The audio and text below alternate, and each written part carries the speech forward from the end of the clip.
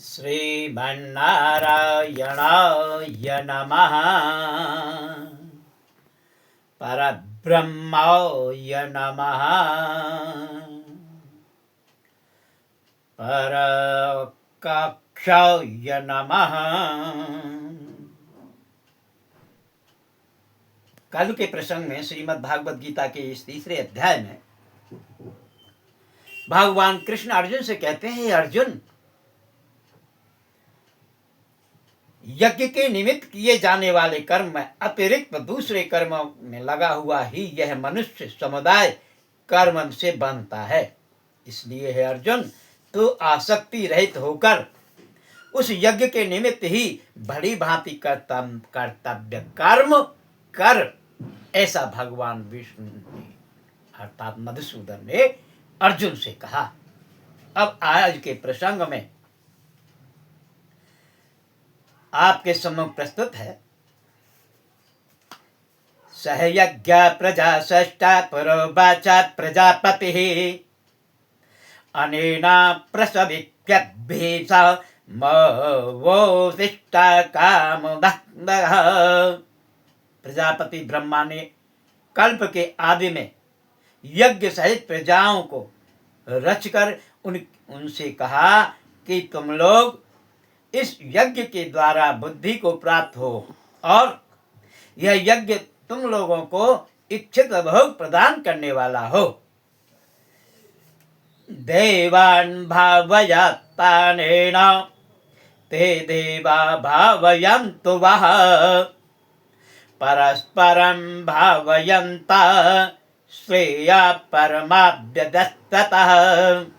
तुम लोग इस यज्ञ के द्वारा देवताओं को उन्नत करो और वे देवता तुम लोगों को उन्नत करें।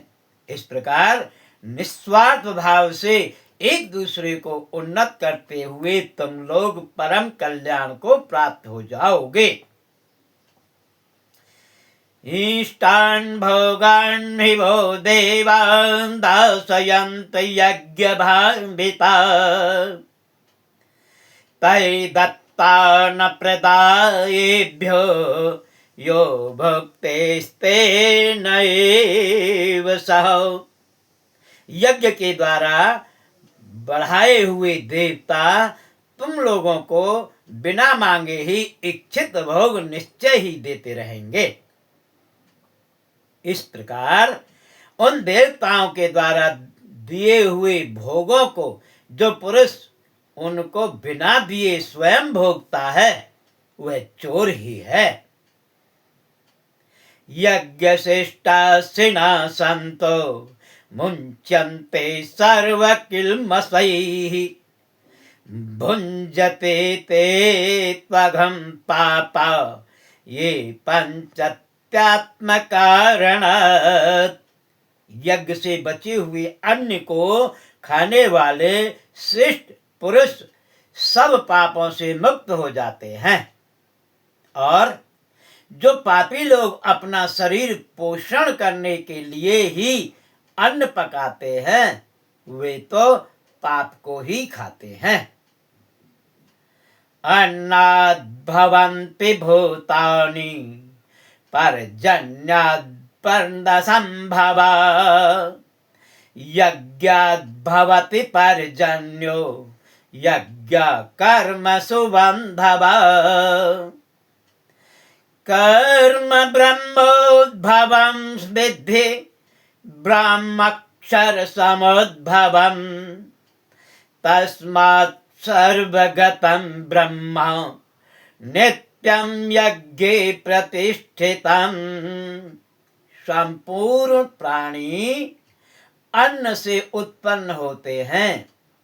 अन्न की उत्पत्ति वृष्टि से होती है, वृष्टि यज्ञ से होती है और यज्ञ विहित कर्मों से उत्पन्न होने वाला है। कर्म समुदाय को तू वेद से उत्पन्न और वेद को अविनाशी परमात्मा से उत्पन्न हुआ जान। इससे सिद्ध होता है कि सर्वव्यापी परम अक्षर परमात्मा सदा ही यज्ञ में प्रतिष्ठित है।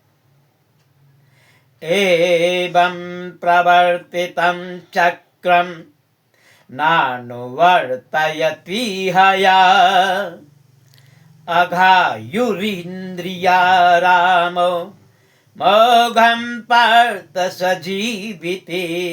हे पार्थ, जो पुरुष इस लोक में इस प्रकार परमात्मा से प्रचलित सृष्टि चक्र के अनुकूल नहीं बढ़ता, अर्थात अपने कर्तव्य का पालन नहीं करता, वह इंद्रियों के द्वारा भोगों में रमण करने वाला पापायु पुरुष व्यर्थ ही जीता है।